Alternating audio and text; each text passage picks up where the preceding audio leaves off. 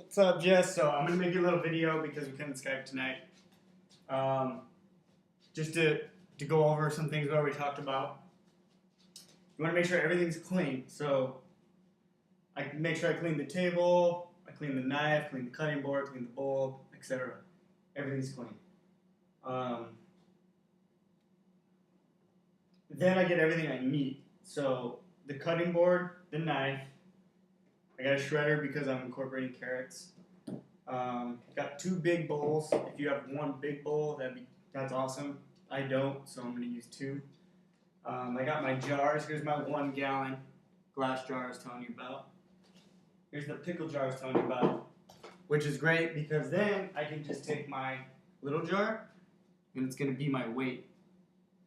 And then I'll show you later how I'm going to, use the weight for the large jar. So that's it. Once you have everything you need, got your salt. I'm using the same as you. It's going to be the Himalayan pink for, it's not processed. It still has all the minerals, all that good stuff. So yeah, once you have it all together, it's time to start shredding. Like I said, you want to try to create as much surface area as possible, so you don't have to have really small pieces, but it's going to be easier to get the oxygen out when you're squeezing it and all this good stuff. So anyways, when I start with the cabbage, you want to cut it in half.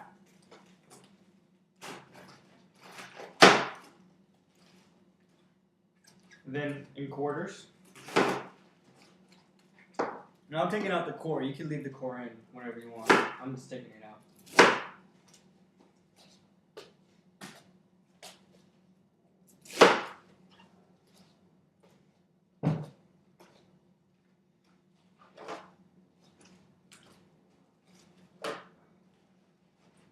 And then just continue to slice.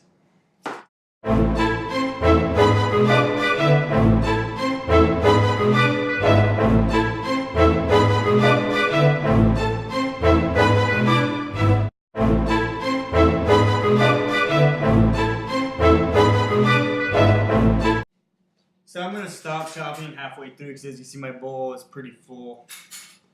So at this point, I'm going to sprinkle on some salt. Now, like I said, it's not an exact science. You really want to do it to taste, and you definitely don't want to add too much salt.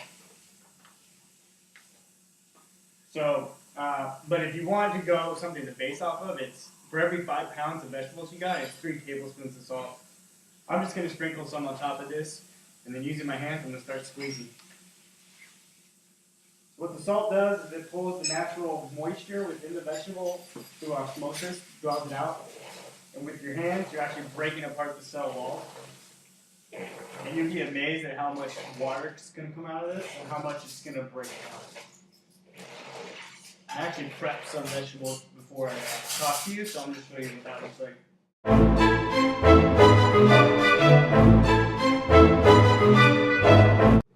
Alright, once you've broken that down, let it sit, let the salt do its thing, and I'm just going to start to cut up the rest of the vegetables.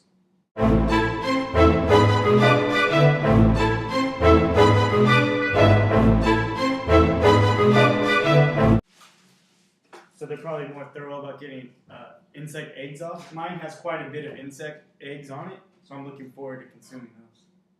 See what nutritional benefits that has.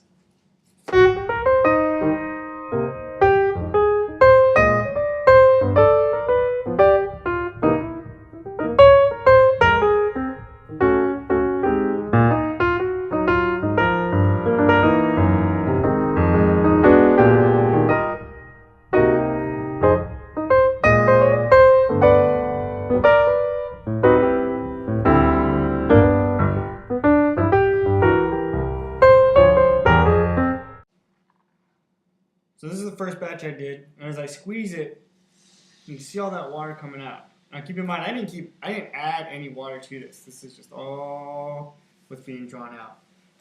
And this smells awesome, by the way. I added hot peppers and garlic. And it's starting to smell like kimchi. I'm experimenting with this batch, so I'm liking how it's turning out so far. But we'll see. So I'm probably going to let this sit for another 10-15 minutes, come back to it, squeeze it again.